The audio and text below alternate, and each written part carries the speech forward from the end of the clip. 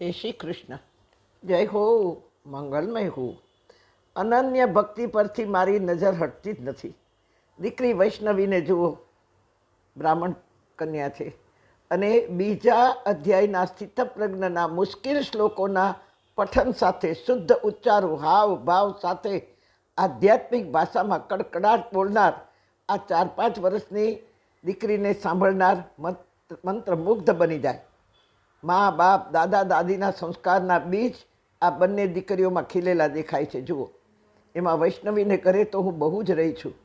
આજે પણ એ બંને દીકરાઓ વહુઓ મને ખૂબ જ ચાહે છે.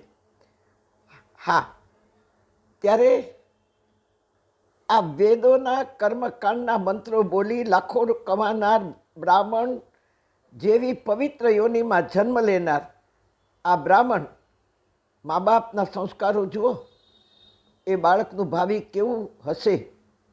અત્યારથી એવું ઘાતક બનાવનાર બાળકનું ભવિષ્ય કેવું હશે, આ એની પ્રતીતિ કરાવે છે આવા મા બાપ. બસ આવા ચિત્રો વોટ્સએપ અથવા ઇન્સ્ટાગ્રામમાં કે સ્ટેટસમાં જુઓ તો આવા લોકોને રોકો, ટોકો. તમારા બાળકને આવા ચિત્રો નહીં બતાવો. ભારતને જરૂર છે લવની, કુશની, ધ્રુવ, પ્રહલાદ, અર્જુન, નચિકેતા, પુંડરીકની. હા, જાગો મમ્મી પપ્પાઓ, દાદા દાદીઓ, જાગો.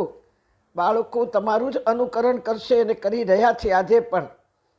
તેથી પ્રથમ તમારા દીધેલા કુસંસ્કાર જ તમને રિટર્ન મળશે. માં તેથી જ ગીતા કહે છે કે યે યથા મામ પ્રપદ્યન્તે તાં તથૈવ ભજામ્યહમ મમ વર્તમાનું વર્તન્તે મનુષ્યા પાર્થ સર્વસઃ. મમ વર્તમાનું, ગીતા કહે છે કે તું જે વર્તન કરીશ, મનુષ્યા પાર્થ સર્વસઃ. મનુષ્ય એટલે તારો વંશ, તારા બાળકો, તારા કુટુંબીજનો, તારા પરિવારજનો, પછી એથી આગળ જાઓ તો તારા સમાજના લોકો. એ તારો જ અનુકરણ કરશે, તારું જ, અને અનુસરણ પણ તારું જ કરશે. કારણ કે ખુશ્બુ કરતાં કચરો જલ્દી દુર્ગંધી આપે. મ્યુનિસિપાલિટીના કચરા ઉપર ગુલાબનું ફૂલ પડ્યું હોય, ગુલાબમાં તો સુગંધ ભરી જ છે, પણ એને કોઈ ઉઠાવશે નહીં, કારણ કે એ ગંદકી ઉપર પડ્યું છે. તેથી ગંદકીની દુર્ગંધ જલ્દી આવશે. તેથી તમે જો જેવું વર્તન કરશો, ગીતા કહે છે, તમે એટલે હું નથી કહેતી, ગીતા કહે છે મમ વર્તમાનું વર્તન તે. હા, ભગવાન કૃષ્ણ કહે છે હું જેવું વર્તન કરીશ તેવું મનુષ્ય મારી પાછળ વર્તન કરશે. તો એવી રીતે ઘરના વડીલો જેવા મા બાપ, દાદા દાદી જેવું વર્તન કરે, જેવું વાણી ઉચ્ચારે, જેવું બોલે, જેવો સ્વભાવ રાખે, જેવો ગુસ્સો કરે, જેવા ક્રોધ કરે, જેવો દંભ કરે, એનું જ અનુકરણ બાળકો કરે કરે કરે ને કરે. તમે વેદ મંત્રો શીખવશો તો તમારી વૃદ્ધાવસ્થામાં તમારી સામે બેસીને મંત્રોચ્ચાર કરશે. અને નહીં તો બંદૂકો શીખવવાની જરૂર નહીં પડે, કારણ કે તો મા બાપના સંસ્કારો પણ એવા હોવા જોઈએ. તો જ બાળકોના હાથમાં આવું આવું પકડાવે ને. અને બાળકો તો અમે પોતાનું લઈને આવ્યા હોય, તેથી શીખવવું નહીં પડે બંદૂક લેતા. અને બંદૂક લેતા શીખવશું તો મારતા શીખવવું નહીં પડે. માત્ર હાથમાં દેવાથી એ તમારી સામે તાકવાનો જરૂર પણ પ્રયોગ કરશે. જેવું શીખશે એવું તમારી સામે પહેલું તાકશે. ચારે બાજુ જોવામાં જે આવી રહ્યું છે, જુઓ કે આવા બાળકો જ્યારે યુવાન થાય છે અને આવું જ્યારે શીખી જાય છે, ત્યારે સૌથી પહેલો ઘરનાને ટાર્ગેટ બનાવે છે.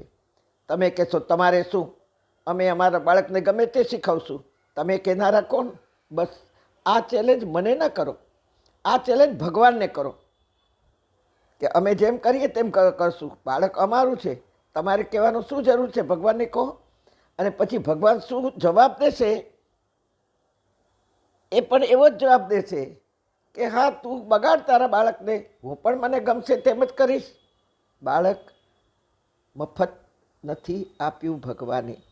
બાળક ભગવાનનું દીધેલું બક્ષિસ છે, ભગવાનની દીધેલી કૃપા છે, ભગવાનની કરુણા છે.